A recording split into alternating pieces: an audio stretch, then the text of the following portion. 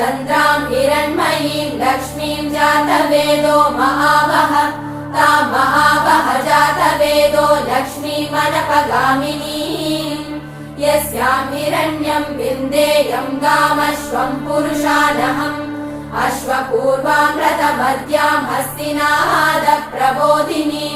श्रियं देवीमुपह्वये श्रीर्महादेवीर्जुषताम् तां सोऽस्मितां हिरण्यप्राकारां मात्रां ज्वलन्तीं तृप्तां तर्पयन्तीं